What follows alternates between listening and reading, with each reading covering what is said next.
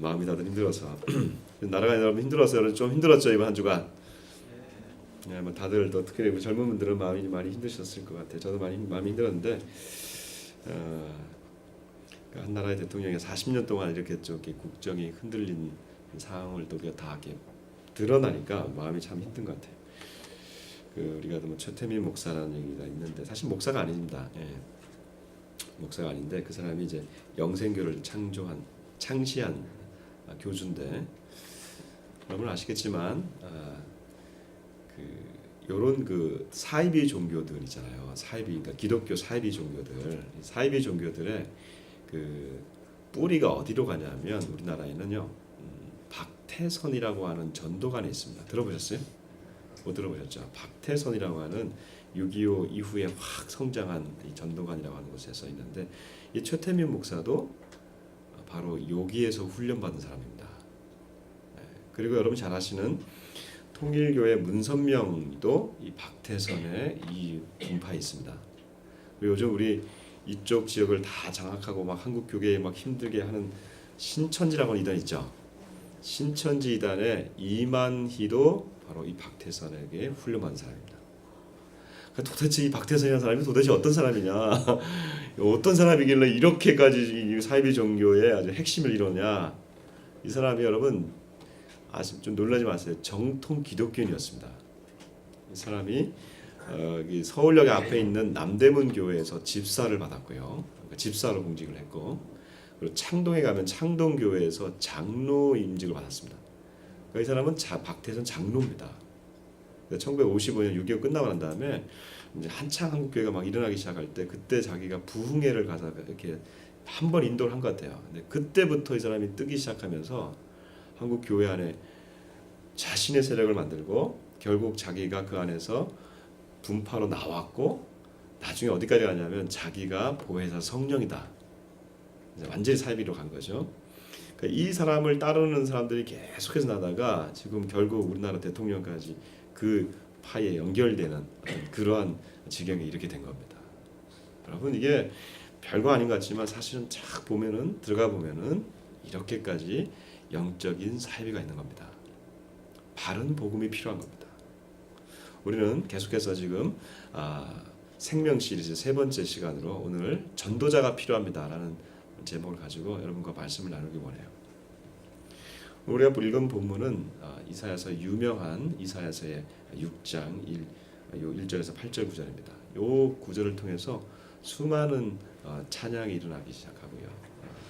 거룩 아니면 거룩하다 이런 찬송이 여기서 다 나오는 본문입니다. 우리가 하나님의 영광을 이렇게 볼 때 이사야가 지금 하나님의 영광을 보고 그 앞에서 그가 반응하는 모습인데 하나님의 영광, 하나님의 나타나심 이거를 볼 때 우리가 생각할 때는요, 그건 굉장히 좀 초월적이다 이렇게 생각할 수가 있어요. 초월적이죠. 그러니까 하나님이 나타나시면 그 앞에 그 영광은 빛, 불, 연기 이런 걸로 나타나거든요. 그러니까 지금 여기에 하나님 딱 보면요, 우리가 그 영광의 연기가 가득 찰 거예요. 그 현상으로 딱 들어가면 그 현상은 굉장히 초월적입니다. 아주 초월적이에요. 그래서 내가 갖고 있는 것, 내가 갖고 있는 그 아픔 이런 것들이 다 초월해요. 그런데 한편으로 보면 하나님의 영광은 그렇게 초월적이지 않아요. 왜요? 역사의 한계점, 한 지점에서 반드시 일어난다는 거예요. 오늘 성경에 보니까 우시야 왕이 죽던 해에 이사야가 본 적이 이렇게 돼 있어요. 갑자기 그냥 하나님이 나타나는 게 아니고 우시야 왕이라고 하는 사람이 죽고 난 다음에 하나님이 나타나셨어요. 우시야 왕이 도대체 누구냐?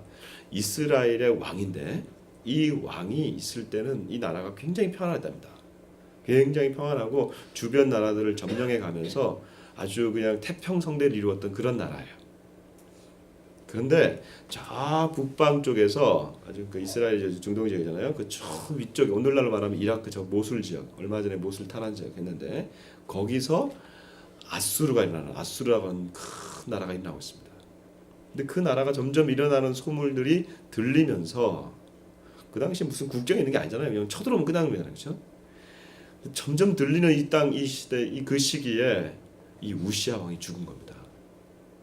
그리고 실제로 우시아 왕이 죽고 난 다음에 40년 뒤에 그 이스라엘이 남과 북으로 나눠져, 우리나라랑 똑같이 남과 북으로 나눠졌는데 북이스라엘이 그 아수르에게 의해서 멸망을 당합니다. 아예 멸망을 당해서 끝나버려요. 그러니까 얼마나 지금 이 점증하는 위협 가운데 있어요. 우시아 왕이 죽은 그 해에 생각해보세요. 이 이스라엘 백성들의 마음이 지금 어떻겠어요? 야, 왕이 죽었으니 이제 지도자가 넘어졌으니 야, 우리는 어떻게 하나? 강력한 왕권이 넘어지니까 이게 지금 어떻겠습니까? 그 상황에서 지금 선지자가 성전에 들어가고 있는 거예요. 그러니까 이 사야의 선지자 마음이 좋지 않겠죠? 굉장히 불안하겠죠. 왕이 넘어졌으니, 쓰러졌으니, 죽었으니 대적의 위협 앞에서 풍전등화와 같은 그 나라, 그 무거운 마음을 가지고 이 나라를 가지고 이사야가 들어갔겠죠. 그러니까 지금 여러분 이 근심, 이사야의 근심이 아마 지금 오늘날 우리의 근심이 아닐까 싶어요. 똑같은 근심이 우리한테 있다는 겁니다. 우리도 지금 이번 제가 전 초대에 말씀드렸습니다만 지금 어제도 보니까 수만 명이 모여서 이제 시위하는 그런 형태입니다. 우리나라도 보면 지금 북핵의 위협이 여전히 상존해 있어요. 우리나라를 둘러싸고 있는 이 4강, 주변 4강은 정말 점점 강해지면 강해지지 사약이 아닙니다. 4강입니다. 시진핑은 지금 중국의 시진핑은 황제로 등극한 것 같아요.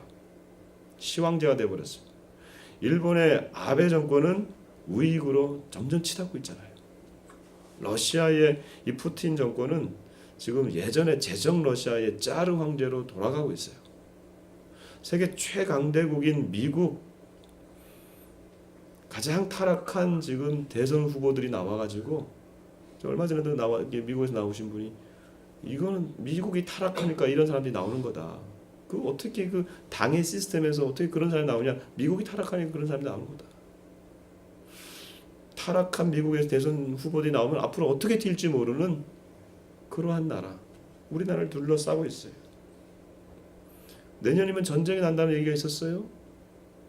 우리나라에 그 얘기가 무슨 정략적 판단이 아니라 한 사람의 어떤 그런 주술적 영향을 받아서 이런 얘기가 나온다고 하니 여러분 이 5천만 그리고 북한 2,400만이 전쟁에 들어갈 수 있었던 상황이었어요.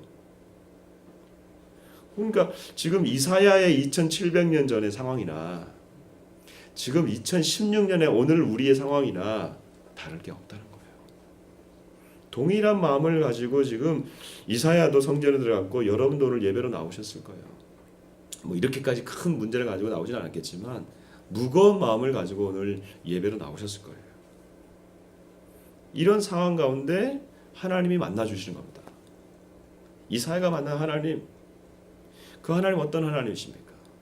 성경에 나와 있는 이 하나님, 천사가 그 영광을 옆에서 보면서 나르고 있습니다. 근데 이 천사의 존재를 우리가 볼 수는 없습니다만 성경에 기록되어 있으니까 우리가 알 수 있는 거죠. 6개의 날개가 있답니다. 자, 6개 날개. 두 날개로는 제일 위에 있는 날개겠죠. 두 눈을, 얼굴을 가리고. 천사도 얼굴을 못 보는 거예요. 천사가 하나님의 얼굴을 못 보니까 얼굴을 가리고 눈을 가리고, 그리고 제일 밑에 있는 날개로 아마 발을 가린 것 같아요. 가운데 있는 날개로 날고 시작하는 거죠. 날면서 소리를 지르는데 이게 노래하는 건지 뭐 어떻게 소리를 내는 건지 모르겠습니다만 이렇게 얘기합니다. 거룩하다, 거룩하다, 거룩하다. 3번을 얘기합니다. 그럼 우리 한번 해볼까요? 자, 거룩하다, 거룩하다, 거룩하다. 이게 무슨 말이에요? 이게 거룩하다를 3번 하면 이게 같은 말을 3번 하면 이게 반복이고 최상급을 얘기합니다. 가장 지극히 높으신 거룩한 하나님을 지금 천사들이 노래하고 있는 거예요. 거룩한 하나님, 하나님 거룩하십니다. 이렇게 3번을 외치는 겁니다. 여러분 그 거룩한 하나님 앞에 이 인간 이사야가 서 있는 거예요. 거룩하신 하나님 앞에 우리가 서 들어갈 수가 없어요. 그 하나님 앞에 드러나면요 마치 엑스레이가 투과할 때 우리 안에 있는 모든 게 다 드러난다고 그러잖아요. 그렇죠? 모든 게 다 드러나듯이 하나님의 그 거룩하심 앞에 우리가 들어가 서 있으면 내 안에 있는 불순물, 영혼의 찌꺼기들, 죄들, 큰 것들, 작은 것들 이거 다 보이는 거죠. 과거, 미래, 미래까지 다 볼 수 없고 현재 다 보이는 거죠. 더러운 것들이 다 드러나 있어요. 그러면 그 드러나는 순간 하나님이 죽이시는 게 아니라 하나님의 영광의 빛이 우리를 죽이는 거예요. 다 뭐 죽을 것 같은 그 뭐 영광 앞에 나아가는 거죠. 여러분 빛을 보신 적 있으세요? 이런 빛 말고 정말 우리 태양도 못 보잖아요. 태양보다도 더 밝은 그 빛이 우리 전 존재를 다 누르면은 우리가 어떻게 살아남겠어요? 자, 그럼 여러분 질문 하나 할게요. 지금 하나님이 이렇게까지 큰 빛을 보여주시는데 하나님이 이사야 아니면 저와 여러분을 향해서 하나님이 지금 오라고 하시는 겁니까? 아니면 오지 말라고 하는 겁니까? 하나님 진짜 마음은 뭐예요? 우리 레위기를 하다가 잠깐 그만뒀는데 지금 쉬고 있는데 레위기를 보면 하나님이 성막을 만드시고 모세야 부르시면서 하나님의 마음이 뭐예요? 오라는 거예요? 말라는 거예요? 하나님의 마음은 내가 이렇게 거룩하지고 그렇게 영광이 있지만 너희들이 오라는 거예요. 오는데 조심하라는 거죠. 지금 하나님이 지금 이사야를 지금 부르시고 있는 거예요. 하나님이 이사야를 부르시는 거예요. 계속해서 부르시면서 오라는 거예요. 그분은 계속해서 사람을 부르시면서 와서 나와 함께 교제하고 너희가 회복되기를 원한다라고 지금 부르시는 거예요. 아마 그렇지 않았으면 이사야를 그냥 죽였을 거예요. 영광의 빛이 이사야를 그냥 죽이도록 놔뒀을 거예요. 근데 살려주고 있거든요. 그리고 난 다음에 지금 하나님이 하시는 말씀이 있습니다. 우리 이제 8절 같이 한번 읽어보겠습니다. 8절 성경책을 펴시고 6장 8절 이사야서 같이 읽습니다. 시작. 내가 또 주의 목소리를 들으니 주께서 이르시되 내가 누구를 보내며 누가 우리를 위하여 갈고 하시니 그때에 내가 이르되 내가 여기 있나이다 나를 보내소서 하였더니. 보면 이 구절이 아마 성경에서 가장 하나님의 마음을 잘 나타내고 있는 구절이 아닌가 싶어요. 8절에 보니까 내가 누구를 보내며 누가 우리를 위하여 갈까? 내가 누구를 보내며 누가 우리를 위해서 갈 것이냐? 누가 부를 것이냐? 그러면 이 마음은 이 말은 지금 하나님이 인간을 향해서 지금 보여주시는 가장 절절한 아버지의 마음. 인간을 잃어버리신 그 하나님이 찾으시는 하나님. 최초의 아담이 범죄한 나고 난 다음에 하나님이 아담을 찾을 때 이렇게 얘기합니다. 아담아 내가 어디 있느냐? 아담을 부르시는 그 하나님 계속해서 사람을 부르시는 거죠. 모세를 부르십니다. 모세야 모세야. 다윗을 부르셨어요. 그리고 이사야를 부르십니다. 예레미야를 부르십니다. 사람들을 부르시는 거예요. 왜요? 누가 우리를 위하여 갈 것이냐? 누가 나를 위하여 갈 것이냐? 누가 하나님을 위하여 갈 것이냐? 누가 갈 것이냐 이거죠. 여러분 이 사람들을 무엇이라고 하는 겁니까? 저는 세 글자로 말하고 싶습니다. 이 사람들이야 말로 전도자입니다. 전도자가 무엇입니까? 하나님을 위해서 가는 자들입니다. 하나님이 보내는 자들입니다. 그들의 마음에는 하나님의 애통함이 있습니다. 떠난 인간들을 향해서 돌아오라고 말씀하시는 그 하나님의 애통함이 이 전도자의 마음 가운데 있는 거예요. 그래서 이 하나님의 마음의 절절함을 아는 자들이 바로 전도자들입니다. 여러분 들어도 듣지 않고 불러도 돌아서지 않는 자들을 향해서 부르시는 그 하나님의 외침을 전하는 자들, 이게 바로 전도자들이에요. 전도자는 이 하나님의 마음을 가슴에 품은 자들입니다. 그대로 전달하는 것이죠. 여러분 설교자들이 설교할 때 대부분 설교자들은요 이 원고를 준비합니다. 다 이미 써서 하나님 주신 영감을 가지고 이미 쓰죠. 근데 설교하다가 보면 어떨 때는 이 원고에 없는 얘기를 할 때가 있어요. 그럴 때가 있어요. 내가 왜 이런 얘기를 하지? 그럼 정신 나간 게 아니고 그때는요 그게 내가 하는 게 아니라 그냥 하나님이 말씀하시기를 원하신다는 생각이 들 때가 있어요. 하나님의 마음을 전하는 거예요. 여러분 기도할 때도 기도 인도할 때나 아니면 여러분 같이 기도할 때도 그럴 때가 있잖아요. 내가 기도하는데 내가 지금 이런 기도 제목을 가지고 나는 기도하고 싶은데 기도하다 보면 다른 기도 제목을 할 때가 있지 않습니까?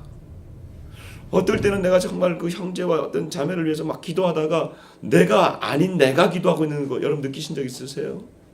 그럴 때 그 마음이 누구 마음입니까? 하나님의 마음입니다. 하나님이 주시는 마음이 아니면 그렇게 할 수가 없습니다. 마찬가지로 전도자도 하나님의 마음을 가지고 전하는 자들이에요. 그 외침에는 두려움이 없습니다.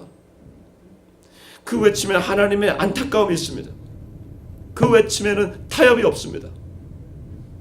하나님을 떠난 인간들이 돌아오기를 원하는 그 마음, 두려움 없이 전하는 것입니다. 그것을 보면서 우리는 외칩니다. 하나님, 나를 전도자로 삼아 주십시오. 내가 하나님의 마음을 알게 해주십시오.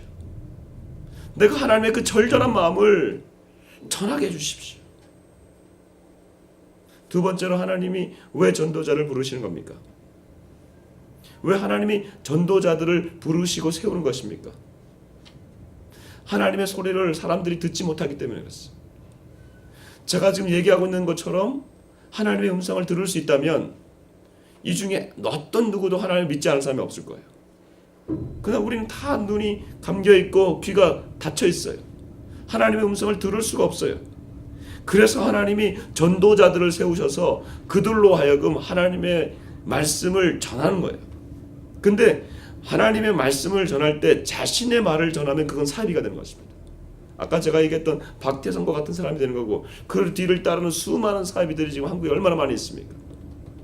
전도자들이 해야 할 일이 뭡니까? 바로 하나님의 기록된 이 말씀을 전하는 것입니다. 내 말에는 능력이 없지만 하나님의 말씀 안에는 능력이 있습니다. 이 말씀을 그대로 전달만 하더라도 그 말씀을 받아들이면 그 마음판이 변하게 되어 있습니다. 여러분, 이 하나님의 말씀에 능력이 있는 줄 믿으십니까? 지난주에 우리가 교회에서 우리가 장례가 있었잖아요. 그래서 저희 그 집사님 가정인 시어머니가 돌아가셔서 저희 교회가 공식적으로 처음으로 장례를 치렀습니다. 그러니까 교회장으로 치렀습니다. 총 5번의 예배를 드렸는데 저희가 4번의 예배를 인도했습니다. 여러분, 장례식 그 예배만큼 좋은 전도 집회의 그 장이 없어요. 우선 사람들이 도망을 못 갑니다. 딱 그 앞에 앉아 있어야 돼요. 갈 데가 없어요. 딱 앉아 있어요. 그리고 그 집은 특별히 그 예수를 믿지 않는 집안이에요. 불교 신자들도 많이 있었어요. 처음에 예배를 드린다고 할 때 그 눈빛은 저는 아직도 기억합니다. 이 목사한테 쏘아 붙이는 그 눈빛 있습니다. 여기 있어요. 근데 여러분, 장례식장만큼 좋은 현장이 없어요. 왜요? 죽음의 현장 바로 앞에서 믿는 자의 결국은 천국이라는 거. 여러분, 화장터 그 화구 앞에서 시신이 이제 들어가서 육체가 흙으로 돌아가는 그 과정 바로 앞에서 하나님 나라의 영원한 천국 복음, 죽어도 살겠고 라고 하는 이 하나님의 말씀을 대로 전한다는 것, 이 얼마나 엄청난 능력이 있습니까? 장례 내내 그 말씀을 전했어요.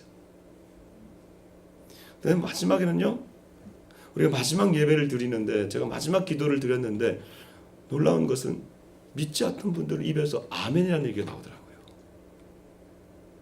참 감동이 되었어요. 그리고 이게 제가 듣기로는 그 상주 중에서 상주가 제일 큰 맞상주가 이런 얘기를 했다고 합니다. 야, 너희들 다시 교회 가라. 이게 진짜인지 아닌지 모르겠지만 그럼 감동이 되는 거예요. 왜 그럴까요? 왜 이런 얘기가 나올까요? 천국 복음을 말하니까, 그 내내 말씀을 전하니까 우리가 무엇을 믿어야 될지 왜 믿어야 될지 모르겠거든요. 근데 이 무엇을 믿어야 될 건지, 왜 믿어야 되는지, 무엇을 들어야 하는지가 이 말씀 안에 있기 때문에 그렇습니다. 말씀을 들으니까 이해가 가고, 이해가 되니까 마음이 열리고, 마음이 열리면 태도가 바뀌어지는 것입니다. 여러분, 말씀을 전하는 것입니다. 내 말로는 사람의 영혼을 얻을 수가 없습니다. 하나님의 말씀은 살아있고 활력이 있어 좌우의 날선 어떤 것보다도 예리하고 홍과 영과 및 관절과 골수를 찔러 쪼개기까지 하며 또 마음의 생각과 뜻을 판단하나니. 하나님의 말씀에 능력이 있는 것입니다. 여러분, 말씀을 가지십시오. 이 말씀으로 전하십시오. 말씀을 그냥 얘기하십시오. 그 말씀을 들려줄 때에 그 영혼의 변화가 있는 것입니다. 영혼의 그 문은 말씀이라고 하는 키를 가지고 열 수 있는 겁니다. 말씀이 없이는 그 영혼에 들어가지 않습니다. 우리가 이 말씀으로 인도함 받기를 원합니다. 세 번째, 우리 전도자가 해야 되는 것은 시대를 향해서 나아가야 하는 것입니다. 시대를 향해서. 우리가 전도를 생각하면 생명축대 때 여러분들이 지금 품고 있는 영혼들이 있잖아요. 그렇죠? 개인의 영혼과 가정과 친척, 친구들이 있어요. 그들을 생각하면 가슴이 아프죠. 맞아요. 맞습니다. 그러나 오늘 성경에 보면 이것으로만 마치지 않습니다. 성경에 보니까 오늘 성경에는 우시야 왕이 죽던 해라고 분명하게 얘기하고 있습니다. 그리고 이사야가 들어가고 있습니다. 이것은 한 사람 한 사람도 중요하지만 우시야 왕이 죽고 난 다음에 도탄에 빠지는 이 백성들, 이스라엘 민족들, 이것을 향해서 지금 이사야를 지금 부르시고 있다는 것입니다. 그것은 그의 이사야의 사역은 지금 한 것에 끝나는 게 아니라 전체를 보고 있는 그런 사역이라고 하는 것입니다. 마찬가지로 오늘날 이 전도자들도 한 영혼 한 영혼을 보는 것도 중요하지만 우리는 시대를 봐야 되는 것입니다. 시대를 향해서 나아가야 되는 것입니다. 왜요? 우리가 이 시대를 포기하면 개인 전도도 어렵기 때문에 그렇습니다. 한 시대를 놓치면 그 시대라고 하는 그 동시대를 살아가고 있는 모든 영혼들을 우리가 놓치기가 쉽기 때문에 그래요. 오늘 우리 시대를 돌아봅시다. 우리 시대에서 포기할 수 없는 대상들이 누굽니까? 각 영혼들이지만 특별히 우리가 이 시대에 포기할 수 없는 영혼들이 어디 있습니까? 바로 다음 세대들입니다. 다음 세대들. 주일학교 학생들, 청년들, 청소년들, 우리가 포기할 수가 없습니다. 왜? 우리가 포기해버리면, 이들을 포기하면 어떻게 다음 세대가 복음으로 일어날 수가 있겠습니까? 근데 지금 다음 세대들을 우리는 그냥 포기하고 있습니다. 여러분, 지금 한국 교회를 보시면 한국 교회의 50%가 주일학교가 없다는 충격적인 얘기가 있습니다. 50%. 우리 교회는 주일학교가 있으니까 다 그런가 보다. 아니에요. 여러분, 수많은 교회가 지금 주일학교가 없습니다. 주일학교가 없다면 여러분, 나중에 어른이 돼서, 인생은 나중에 철이 들잖아요. 특히 우리 남자들은 다 나중에 철이 들거든요. 그때에 돼서야 우리 인생의 주인을 알아보게 되는데, 그 어른들이 돌아오게 되는 계기 중에 가장 중요한 계기가 뭐냐면 어릴 때 교회 가서 주일학교 때 들었던 말씀, 교회에서 들었던 그 복음, 그게 생각나서 나중에 철이 들면서 오게 되는데, 주일학교가 없어진다면 지금 우리 기성세대가 누렸던 이 놀라운 복들을 어떻게 우리 다음 세대 아이들이 아예 맛도 못 보게 되지 않겠습니까? 그래서 우리는 이 시대를 포기할 수가 없는 겁니다. 우리 자녀들이 믿음을 고백할 수 있도록 우리는 계속해서 나아가야 되는 것입니다. 두 번째로 포기할 수 없는 이 시대가 어디입니까? 저는 이 시대의 지도자들을 향해서 우리가 포기할 수 없다고 생각합니다. 우리가 정치와 경제의 큰 틀을 우리가 포기해버리면, 지도자들이 잘 할 것이다 라고 우리가 포기해버리고 놔둬버린다면, 그 지도자들을 위해서 잘못 선정된, 제정된 법, 체제, 이걸로 인해서 한 시대가 다 무너질 수가 있습니다. 북한을 보십시오. 나치 히틀러를 보십시오. 어찌 되었습니까? 그들로 말미암아 한 시대가 다 날아가 버리지 않았습니까? 여러분, 그리스도인들이 눈을 들어서 이 시대에 분명한 감시자들이 되어야 됩니다. 분명하게 얘기해야 되는 것입니다. 권력자들이 권력을 함부로 남용하지 않도록 분명하게 얘기해야 됩니다. 경고해야 됩니다. 그리고 우리 다음 세대들이 미혹되지 않도록 잘못된 미풍양수들, 성경적 미풍양수로 우리가 바꾸가는 노력들을 해야 되는 것입니다. 세 번째로 이 시대에 우리가 포기할 수 없는 영역이 있습니다. 그것은 바로 북한 땅입니다. 여러분, 북한은 지금 한 영혼이 아니라 무려 2,400만입니다. 2,400만이라고 하는 그 영혼이 지금 집단으로 멸망으로 가고 있습니다. 한 시대를 놓쳐버리니까 70년이 지나니까 2,400만이 지금 멸망의 길로 가고 있습니다. 그런데 어떻게 우리가 그들을 포기할 수 있겠습니까? 아무렇지도 않은 듯 우리가 그냥 내버려 둘 수 있습니까? 바로 이 시대에 우리에게는 전도자들이 필요한 것입니다. 여러분, 전도자는 시대를 막아서는 역할을 하는 것입니다. 전도자는 암울한 시대에 하나님의 명령을 받고 그 하나님의 마음을 가지고 시대를 역행하며 시대를 막아서고 시대를 향해서 싸우고 죽어가는 영혼들을 향해서 그 길이 아니다라고 얘기해 줄 수 있는 자들입니다. 전도자의 마음에는 하나님의 마음이 있습니다. 전도자의 마음에는 하나님의 말씀이 들어가 있는 것입니다. 전도자의 눈은 타오르는 것입니다. 여러분은 어느 시대에 다수가 이긴 적이 있습니까? 물론 민주주의는 다수가 이긴 것 같습니다. 그러나 하나님의 일은 다수로 되는 게 아닙니다.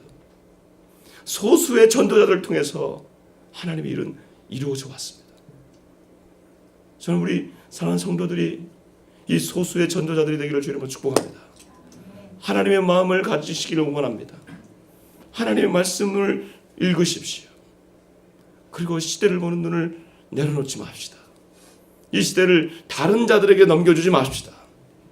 이 시대를 향해서 주여 이 시대를 우리를 불쌍히 여기시고 지도자를 불쌍히 여기시고 올바르게 회복시켜 주십시오.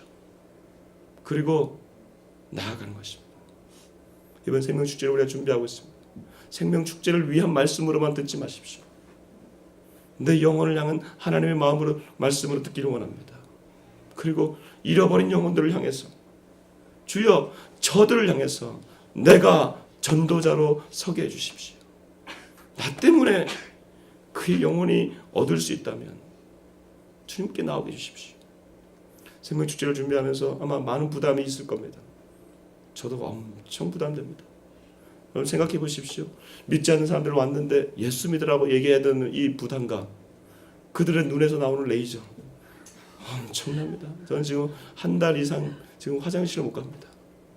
작년에도 그랬고 올해 동일합니다. 저는 그래도 이걸 하고 싶지 않아요. 어떤 교회는 이걸 하지 않더라고요. 나는 더 이상 못하겠다. 저도 하고 싶지 않아요. 여러분도 아마 하고 싶지 않을 겁니다. 믿지 않는 자에게 가가지고 예배 교회에 나오라고 얘기하는 거, 예수 믿자라고 하는 거, 이것만큼 어려운 일이 어디 있습니까? 그러나 오늘 이 사회를 부르시면서 누가 우리를 위하여 갈고, 누가 우리를 위하여 갈고, 이 하나님의 마음을 듣는다면 우리가 포기할 수 없지 않습니까? 왜요? 하나님이 포기하지 않으시는데 내가 포기할 수 없잖아요. 나를 부르셨는데 나도 가야 되지 않겠습니까? 사랑하는 형제자매 여러분, 이번 한 주간 우리가 전도자가 되시기를, 평생 우리가 전도자가 되시기를 주의 이름으로 축복합니다.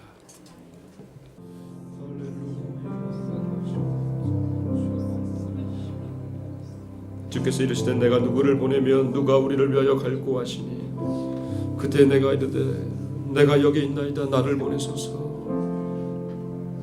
하나님, 우리가 여기 있습니다. 주의 은혜로 구원받은 우리가 여기 있습니다. 구속함을 받은 우리가 여기 있습니다. 주께서 우리를 부르시는 그 음성을 외면하지 않게 하시고 가족을 향하여, 동료를 향하여, 친지를 향하여 나아가라고 말씀하시는 그 음성 앞에 우리가 순종하게 해주십시오. 시대를 향하여 나아가라고 하시는 주의 음성 앞에 순종하게 해주십시오. 외면하지 않게 하여 주십시오. 하나님, 포기하지 않게 하여 주십시오. 주께서 포기하지 않으시는데 우리가 섣불리 포기하지 않게 하시고, 시대를 향하여 떠나는 포기하지 않게 하시고, 하나님의 마음을 가진 소수의 전도자로 서게 하여 주셔서 시대 앞에서 하나님 앞에서 우리의 사명을 감당케 하여 주옵소서. 감사하며 예수님 이름으로 기도드립니다. 아멘.